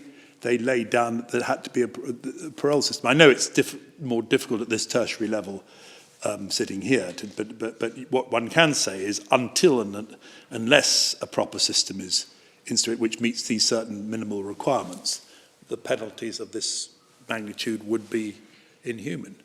But it would be open to your lordships to lay down prescriptively what the minimum requirements should be. And it's happened elsewhere in the Caribbean. What's the Antiquan case? In Anguilla, it's happened in one of the cases of the Anguilla. Can you just give me the reference to the Anguilla? So the beauty of the wide powers of remedy is that the board, and I really do emphasise it can do whatever within reason. It has the widest powers of remedy, which, of course, to put the situation right, either by saying until and unless a system, then sentences of this length should not be imposed on There's some authority, I have it in the back of my mind, which suggests that the width of the powers in this context wasn't appreciated. You've cited cases where it was exercised, at least not at this level, but in the Caribbean level. Am I right that some authority which suggested that our powers would be rather limited in this context, or am I wrong? No, my lord. On the contrary, all the cases, Gary, all those cases, and indeed, well, I've given you the examples. They are set out in our case. Yes. But CPC is very helpful because there it sets out all the cases, and we've got them now in the bundle, where starting with Lord Hobhouse in Green Brown, going on to Lord Bingham in Mollison, and then Lord Hope in CPC, they say we will simply substitute the court's pleasure for the state's pleasure. Now, as I indicate, if they can do that, they can certainly. I mean, that's a massive, that's a modification. That was taken for granted in my lord's case, Hernandez, wasn't it? It was that was detention originally during state's pleasure. No, not that case, but in others it has been. Yes. Yeah. My lord, I'm sorry. Yes, If I'm just trying to, it's purely hypothetical, Mr. Fitzgerald, but as you've explained McLaughlin, what the Court of Appeal there did was to take the existing Secretary of State's power of release in the case of true whole life prisoners, Yes. Yeah. and construe it in such a way, and say that it had to be operated in such a way as to comply with Article 3. Now, there's the additional factor there that we're bound by the European Convention and Trinidad isn't. But Yes. if and to the extent that you're right, that there is some other norm by which we can deduce, from which we can deduce a requirement for a Vinter type review, whatever it may add up to. Yes. Is there, would it be met by construing the existing prison rule 4-yearly provision as requiring at least sometimes, not necessarily every 4 years, such a review?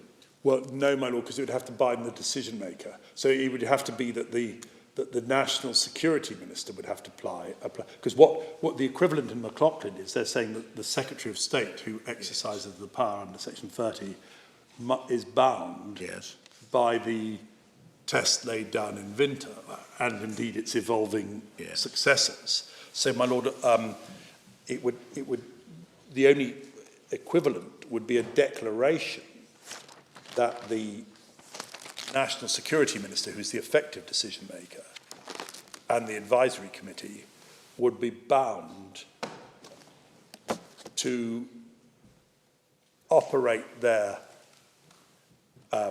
exercise on the basis of the following criterion. My lord, my minimal requirements. Well, I might have to say, I suppose, that both the advisory committee and the minister must exercise the power in accordance with the principles explained. Yes, exactly. Yes, no, absolutely, my lord. Well, that would be the equivalent of McLaughlin.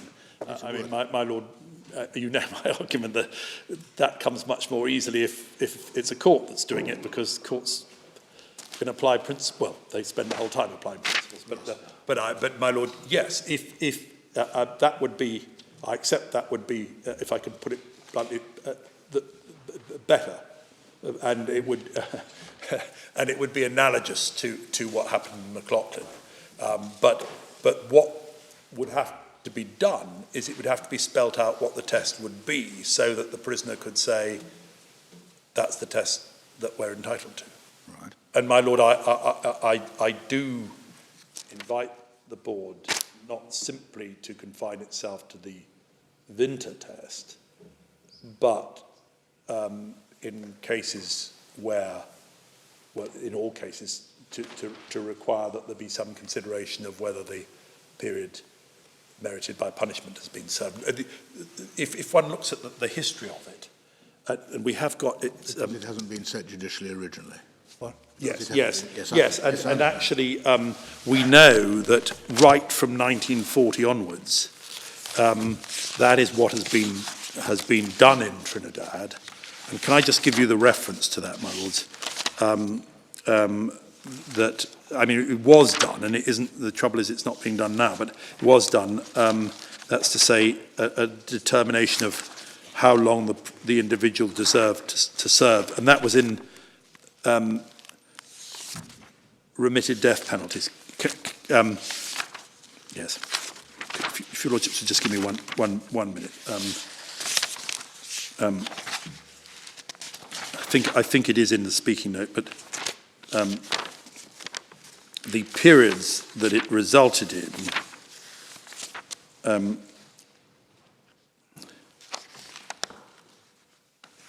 we say were longer than the terms that they would have served historically.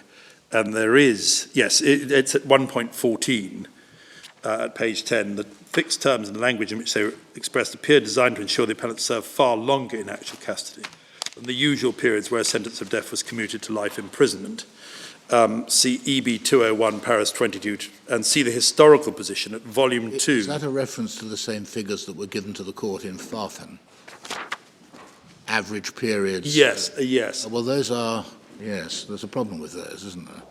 Yeah. Well, these are cases where the death penalty was regarded as justified, and then it was an EB 485 to 486. That's the 1940s system, where the Undersecretary is saying you should after about 4 years you should review to decide how long the person. Well, in the 1940s, yes. Yes. And my lord, in addition, there is the Thomason. There's just one further authority which is we've got over there. Thomas is there, isn't it? Thomas. Yeah, Kirkland, yeah. Yeah, and Andy Thomas and Kirkland Paul. I mean, this is the. Sorry, do you have a copy? It's a judgment where the judge, the High Court judge, is interpreting what a life sentence means, and that's in Mr. Justice Davis. In, was it 19, what was the date? It was before Pratt and Morgan, wasn't it? Yes, long, well, it was before Pratt and Morgan, it was in the 1980s. And he says that life usually means 10 years. But I mean, that gives some indication. Yes, can you just... Well, it may do, Mr. Fitzgerald, but since the introduction of section... well, let me take it in stages. Similar figures were given to the court in Farfen, weren't they? In Farfen. Farfen, I think the name of the case is. Oh, I see. But I've certainly seen the suggestion. You may say that it's wrong, and please feel free to do so. But Setal's book on Caribbean criminal procedure certainly suggests that it looks as if Section 69, the introduction of Section 69A, enabling a tariff to be attached to a life sentence, has led to was in one of the occasions for its introduction was perceived dissatisfaction with the apparently shortness of terms actually being served. Yes. Now, I don't know whether that's right or not, but what one would might perhaps need to look at would be not only historical figures from the 1940s or thereabouts, but any tariffs that are being currently set in cases where it can be done. The trouble is the only two cases where involving murder are Pittman, where it was life with a minimum of 40 years. Yes. And there was another case of Abraham's, it was life of a minimum of 30 years, which we've put in. Those are the only two? I think those are the only, because that Ramdean gap, as it were, was quite a short one. Yes. That's to say, between the judgment in Ramdean and the reversal of that in Hunt and Khan, right. The Court of Appeal was fixing alternative sentence. Yes, it's at page, well, I just give it to you. A life sentence in practice normally means imprisonment for less than 10 years. Well, my lords, that's at page 54. But all I'm... So you could have said the same about English life sentences in the 1970s. or thereabouts. Yes, yes. But what is certainly true is that there has been legislative intervention to increase them enormously. No, my lord, I totally accept that, but I do indicate that a period of less than life, of whole life, has been from time immemorial accepted as appropriate, and even in the appalling cases or very serious cases where recently the courts have fixed a minimum term in the case of delay. Pittman, brutal murder of 3 people, 40 years. Abraham's said to be a very grave case, 30 years. Now, I know it's only a minimum, but it's also, it does provide a target of, well, that's what we're thinking of in terms of the punitive term alone. And so, my lord, we do say, how could one possibly get to 75 years in some of these cases? Well, actually, in the 3 cases we've got, which your lordships see our summary of them, they're all domestic killings. One of them's diminished. The other, Lendore is not a Lendore, but Lendore, although he's a joint enterprise, he was 20 years old at the time.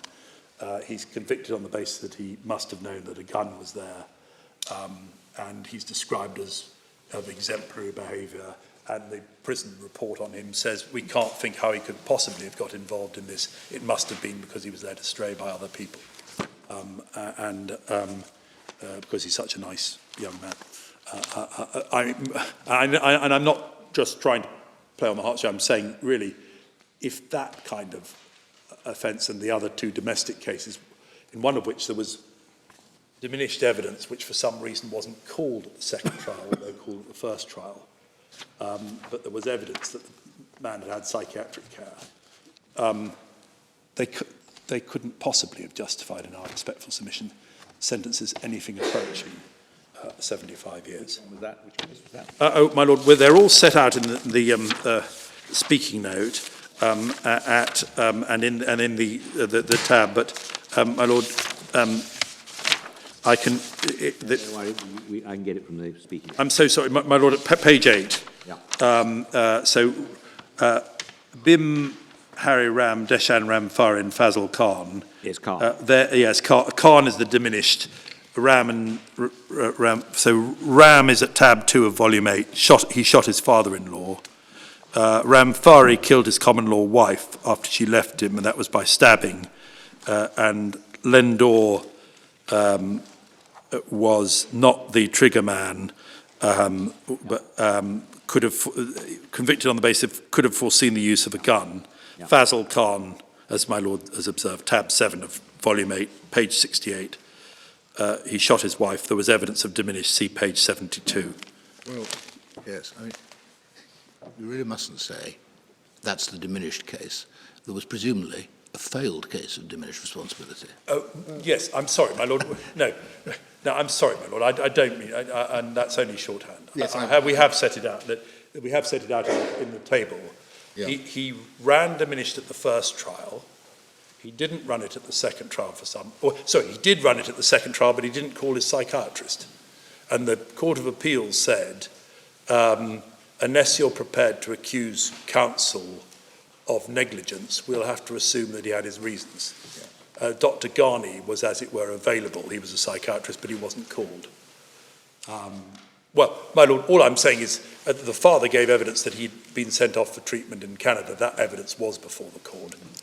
There was evidence that he had a mental problem, even if it wasn't substantiated in the second trial. Okay. I mean, your lordships have the judgment. I'm just respectfully submitting that there was bags of mitigation that could have been deployed.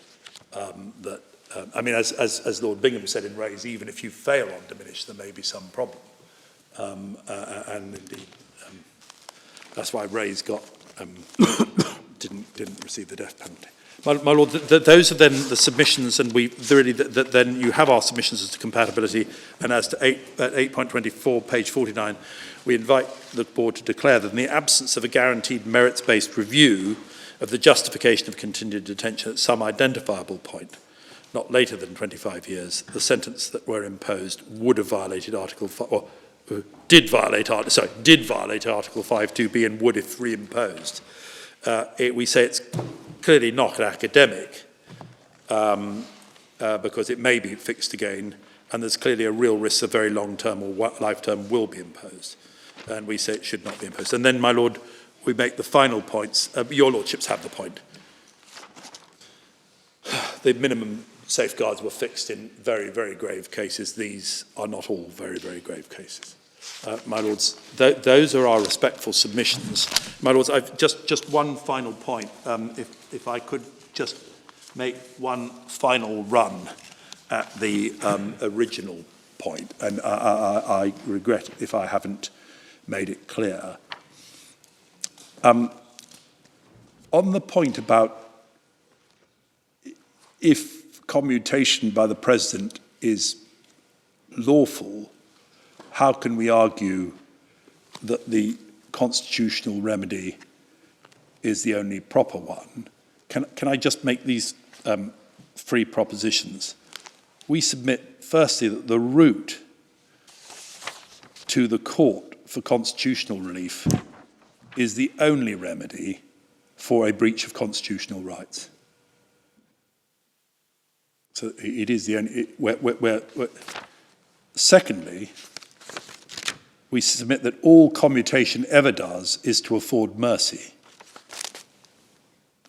And it's only as a merciful exercise of relaxation of the full rigours of the law that it can ever feature. And that's the analysis is in Ray's paragraph, tab 49 of Ray's at paragraph. We've set it out in the case in any event, my Lord, but Lord Bingham makes it clear that it's a totally different exercise, mercy. And that the presidential commutation will always be an exercise of merciful relaxation of the rigours of the law. That's totally different. Yes, it's set out in the case at paragraph 8 on page 1032. That mercy in its first meaning means forbearance and compassion. Both in language and literature, mercy and justice are contrasted. The administration of justice involves the determination of what punishment a transgressor deserves, the fixing of the appropriate sentence. The grant of mercy involves the determination that a transgressor need not suffer the punishment he deserves. The appropriate sentence may for some reason be remitted. The former is a judicial, the latter an executive responsibility. Appropriately, therefore, the provisions governing mercy are in the part of the Constitution headed executive, exactly the same in Bellies. So we say all a commutation... Well, that's all, of course, in the context of an originally unlawful sentence. Yes, but what he says about the nature of mercy that is what mercy is. It can never be more than that. It does achieve an effect. Well, that's my third point. The exercise of mercy may, as a matter of fact, remove your reason to complain or invoke your rights. But it's never a vindication of your rights. And, sorry, I said three, it's four proposition. Our fourth proposition is after commutation, you can still seek a remedy for the breach of your constitutional rights. You have not had a remedy for the breach of your constitutional rights. And that's why we say mercy, the grant of mercy can never extinguish your right to seek constitutional relief. And can you give us an example? I mean, you mentioned damages earlier today, and yes, obviously one can understand if somebody doesn't, nothing happens, their sentence isn't commuted until after 8 years, then they've suffered 3 years under sentence of death. They could get some damages. Is there more to it than that? Well, there is more to it than that. It's a whole. I mean, for example, the Bentley case. He'd been granted mercy. His death penalty had been extinguished by the partial pardon that was granted by Kenneth Clark, but nonetheless, he was entitled to appeal against his conviction. Now, you couldn't say, well, he's got nothing to... In other words, it never is a substitute for the vindication of your legal rights to say, oh, you've been granted mercy, because what you've been granted is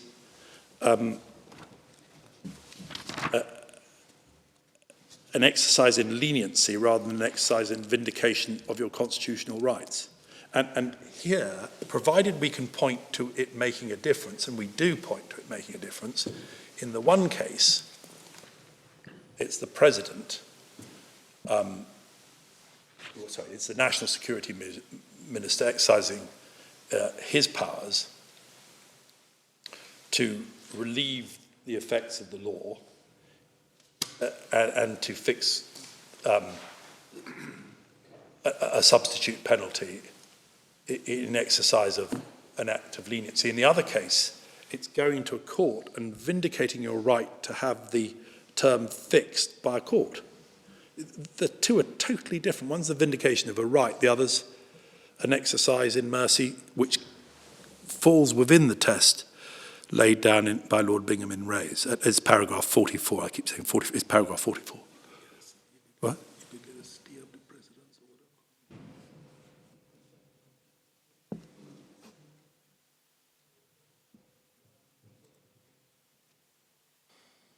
Yeah, yes. My learned friend makes the point you could even, if necessary, get a stay of the exercise of mercy while you make right. But I mean, in these cases, it's quite significant that one of the principles which is said to govern the exercise of mercy is it won't be exercised until you've exhausted your appellate rights. But in fact, in these cases, it was before they'd exhausted their appellate rights in the free cases in 1998 that the mercy was granted.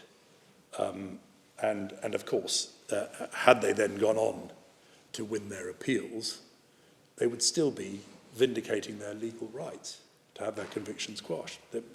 You can't extinguish the right to pursue a legal remedy by an exercise of leniency. Right. Well, my Lord, I appreciate it's a difficult concept to formulate, but I do respectfully submit that it is absolutely fundamental to the separation of powers that distinction be made. And therefore, if these particular appellants say, well, I wish to invoke my constitutional rights and to seek an appropriate judicial remedy for the breach of those constitutional rights, the grant of mercy by the executive cannot extinguish that right. That's the submission. I think I've reached my Lords. I do apologise for speaking. I hope it's helped to shorten things in the end. Thank you for your submissions, Mr. Fitzgerald. Ms. Knox, where are we online for ordinary commencement and continuation and subject to your caveat completion tomorrow? Yes. In the light of what you've heard? Yes. Right. What time do you think you need? Are you indented for 4 hours? Because I think we might be inclined to sit half an hour early. And not to give you extra time, but mean that we rise half an hour early. But do you need the full 4 hours? You probably do. Probably. Yes. No. Right. Well, we'll sit at 10 o'clock then. Thank you very much.